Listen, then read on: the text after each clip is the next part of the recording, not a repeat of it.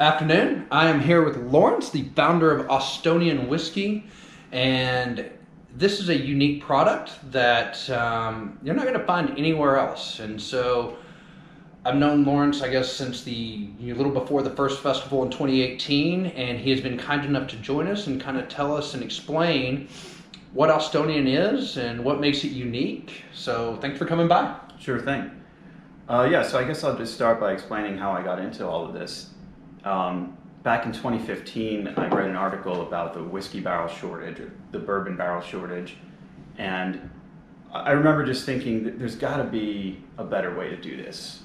They're talking about how they can't build barrels fast enough and how many years it takes, and it's a food processing technology, but it's an unusual one because it takes 5 years, 10 years in some cases, sometimes more for European whiskey. But so I was just, as someone who's been involved in a lot of technology development projects and developed a lot of designed equipment and stuff like that, just the way my mind works, I started thinking there has to be a better way.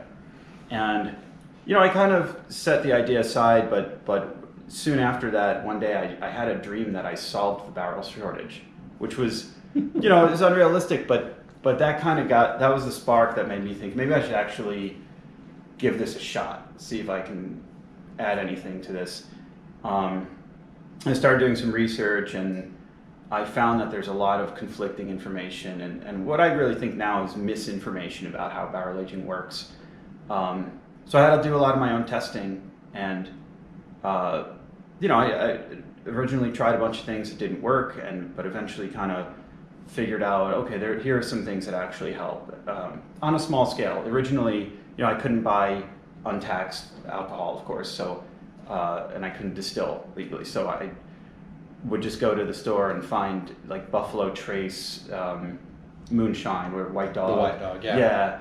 Yeah, just so I knew I had something standard to start with, and I'd use oak segments or different types of oak to get oak into it and run different processes on it and see what I could do.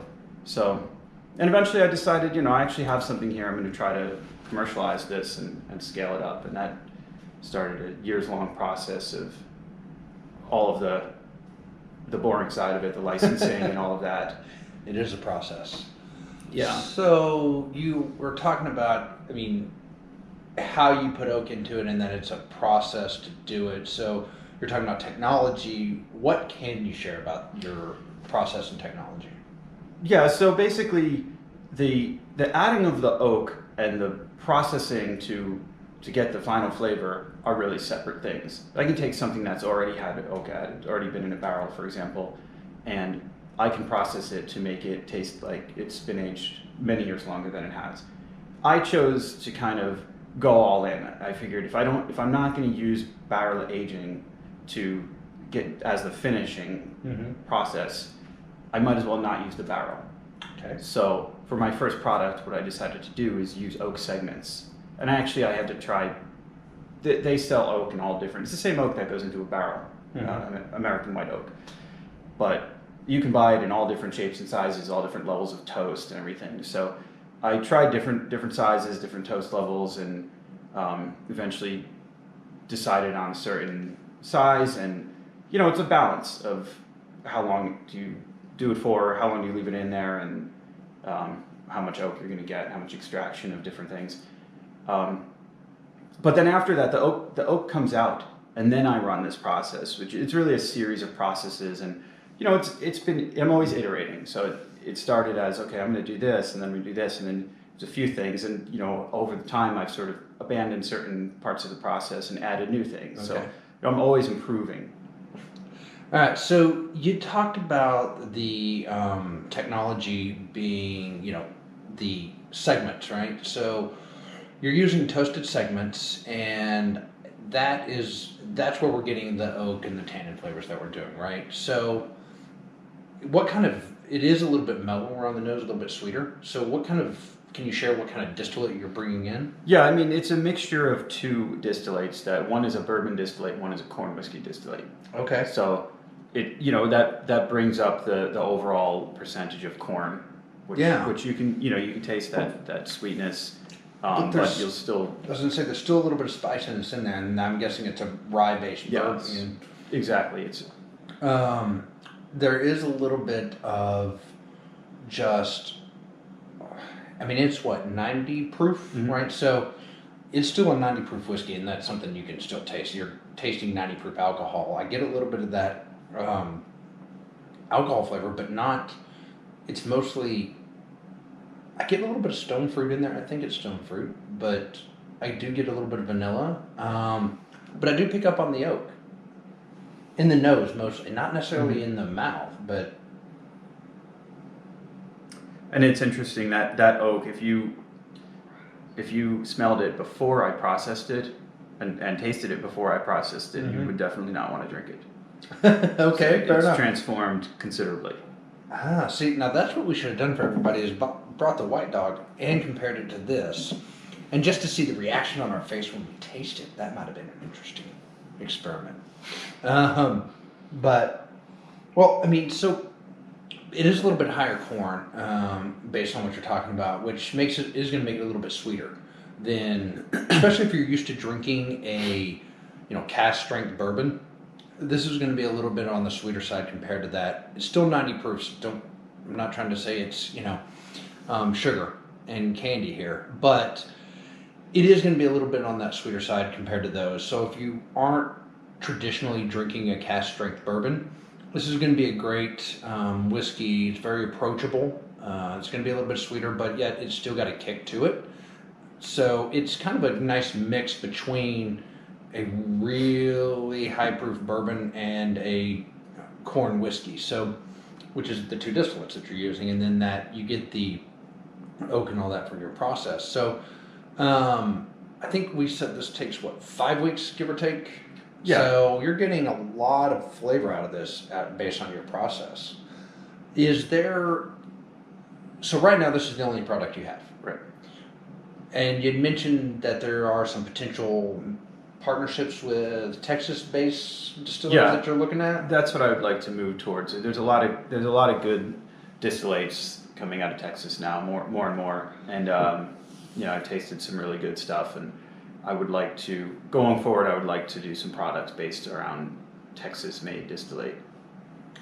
I think that would be a lot of fun, and I think it'd be fun to compare this product that's bringing in distillate from two different sources to the product that you do that's Texas-based and doing a side-by-side comparison and see what the difference is. Being that yours is a technology, based aging process, is that fair to say? Versus a nature's aging process, I'm curious to know how ultimately the quality of the White Dog new make going into it affects the outcome. I actually think it's pretty important. Okay. Even though I'm the aging guy, I actually, and I say that from experience. I've tried even just changing the ratio that I blend the two distillates at. A small change in that ratio changes the flavor enough that people who love the product don't like it anymore. So I had to keep that, because at one point I tested out different things, gave it to some people who liked the product, and it was pretty cut and dry. So yeah, I think distillate is actually very important, even with the amount of oak that's being added here. So we're looking at potentially getting an even better product. Absolutely. If it all works out the way you want it to. Absolutely. Okay. Oh, I would only go to a better product. Well, I would only you do would it never backtrack. I understand right. that, but I'm just saying it's instead of just an equal product. Right. Based on what these distillers in Texas are doing, I would imagine that we get a stronger product out of it. Yeah, I think so, especially with, and they're pretty much mostly pot distilling, which I found actually has a big influence on the flavor. Oh yeah, pot versus column. There's a difference in that flavor profile. Yeah, even though, and it's interesting because the vast majority of bourbon, I think the only major bourbon that is pot distilled, from what I know, is Woodford Reserve. Maybe there's a couple others, but most of them are column. A lot of them are. Balcones just made their pot distilled bourbon a core set of their product. From the big ones, from the big guys, yes. I think most of them, you're right, are column distilled. but Woodford's a popular product as well, so not a bad. Pot stills, I like some pot still bourbon and whiskey in general. I mean, Scotch, for example. I mean, I love a good Scotch, but no, I think what you have going on, what you're doing it's unique, and I think there's something to be said for that. You're taking a traditional process, you're changing it up and making it your own, which is the attitude of a true Texan, right? I mean, we do what we want, right? How we want to do it. And that's a bold move to do in an industry that is very much about traditions as well. So, and congratulations to that. Guys, I invite y'all to buy a bottle of Austonian. Come out to the 2019 Texas Whiskey Festival. It's April 19th at Star Hill Ranch. Tickets are on sale. Try Austonian and others and make a judgment call for yourself. We're just sharing what information we can, giving you a little bit of backstory and a little bit of flavor profile. But ultimately, the call is yours. So, till next time, cheers.